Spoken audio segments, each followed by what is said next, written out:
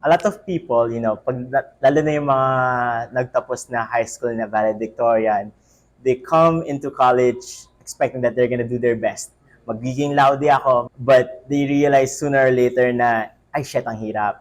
They set big expectations upon themselves. Never naman ako nakagano na idea na maglalaude ako. Hindi ko ginol yon. Really just surviving the course kasi nga ayoko nga. Basta maging realistic lang. Yeah, you can shoot for the stars, but make sure that you know how to fall and how to, catch yourself. Kasi maraming ganon. Maraming nalululong sa idea of their perfect version, and when they don't get that version, they get depressed. Sinasabi ko nga high pressure ako. Pero meron din ako mga backup plans. Let's say for example, natalo ako sa student council, anong gagawin ko? There's something like, there's a fallback. So, for me naman, important na masaya ka sa ginagawa mo. Kasi, nung elementary, valedictorian ako, pero sinukuhan ko siya nung high school. From Sci-High ako, and grabe talaga yung mga kaklase ko. Siyempre, paborito nga yung matatalino. Understandable, pero sana naman nabigyan ng chance yung iba, di ba? Pero nung nag-senior high, meron akong advisor na sinabi niya sa akin na, Karil, gusto mo ba sumali sa gantong contest? So, nagulat pa ako kasi usually ang isasali nila, di ba, yung matalino.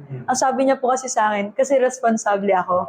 So, na-realize ko na hindi ko pala kailangan maging matalino. So, parang yun yung starting point na na-enjoy ko na ulit mag-aral. And then, up until now,